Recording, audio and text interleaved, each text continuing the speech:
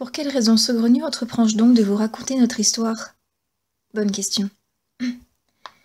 Peut-être est-ce le fait que jamais d'autres êtres humains ne pourront vivre ce que nous avons vécu. Peut-être est-ce le fait que justement nous ne soyons plus réellement des humains. Peut-être parce que même si je ne peux oublier, l'humanité a besoin d'une trace pour ne pas nous effacer. Peut-être simplement parce qu'elle mérite d'être comptée. Peut-être... Bah, au loin les peut-être. Avec des si, on mettrait Paris en bouteille. Avec mes peut-être, on pourrait demander à une vache violette de pondre des œufs en chocolat. Je veux transmettre notre histoire, parce qu'elle est merveilleuse, fantastique et incroyable, unique. Que celui ou celle qui lit ces lignes se sente honoré d'avoir dans les mains un ouvrage aussi précieux.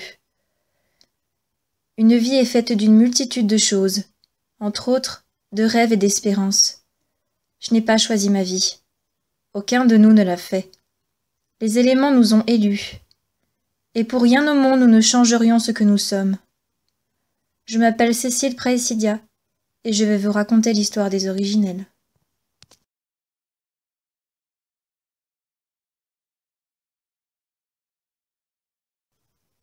Je me souviens, lorsque tout a commencé.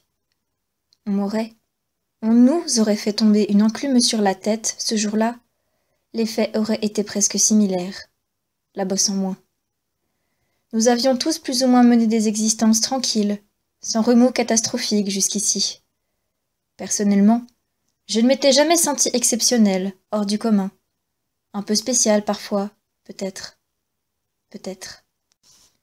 Je bus une gorgée d'eau et reposai mon verre sur le comptoir de la cuisine. Il fallait que je réveille mon frère, sinon j'étais sûre qu'il arriverait en retard à l'école. Faisant quelques pas en arrière, je me penchai pour que ma voix porte dans le couloir de nos chambres. « Alfio Cosmo, debout !» Au même instant, le verre que je venais de poser à une bonne vingtaine de centimètres du bord vola en éclats en s'écrasant au sol. Je me figeai et fronçai les sourcils, le cœur battant la chamade à cause du bruit infernal. Sûrement aussi à cause de mes neurones qui n'étaient pas complètement connectés. Constatant que l'adrénaline dans mes veines ne s'atténuait pas, mais qu'au contraire, elle ne faisait qu'augmenter, je me rendis compte que quelque chose me disait intérieurement de reculer. Ce que je fis, sans cesser de fixer le verre explosé et l'eau répandue sur le carrelage. Voyons, il est tout à fait normal et habituel d'entendre une petite voix dans sa tête. Ce n'est pas du tout un signe de schizophrénie. Mes yeux s'agrandirent encore lorsque je contemplais l'eau sinuer tranquillement auprès de mes pieds. Exécutant un majestueux et déséquilibré bond en arrière, je butai dans un petit meuble en bois léger et me retournai juste à temps pour l'empêcher de se renverser lui aussi. Je soupirai, soulagé de ne pas avoir à tout ramasser, puis baissai le menton vers mes pieds. Mes chaussettes étaient mouillées. Le verre se trouvait pourtant à plus d'1,50 m de l'endroit où je me trouvais. Bon sang, mais il mettait quoi avec la bergamote dans le Earl Grey? Je gémis misérablement et sursautai à nouveau en entendant un bruit étouffé, pour tomber sur mon frère qui se levait tel le zombie tout droit sorti de... Ça sort de quoi un zombie en temps normal? Bon, enfin bref, comme un assommé de Morphée au petit matin.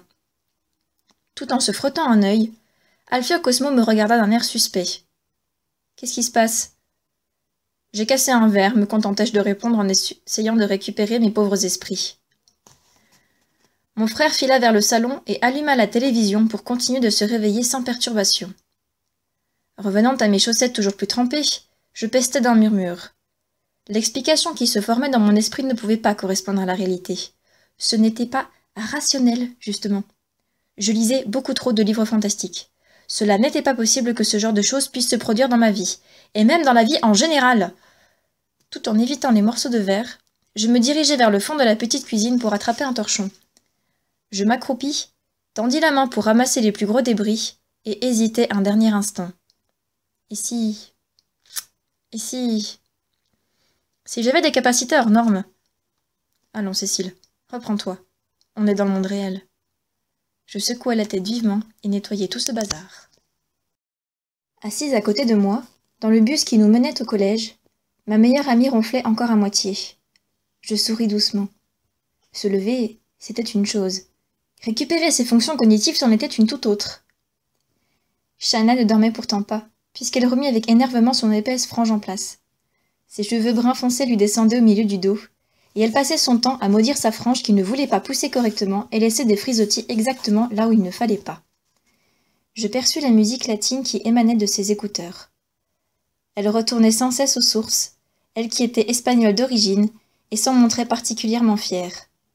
Elle avait tout de l'espagnol typique, entre nous soit dit, avec son caractère fort, pour ne pas dire autre chose, sa manie de danser dès qu'elle le pouvait, son teint un peu hâlé même en hiver, et sa bonne humeur presque inaltérable.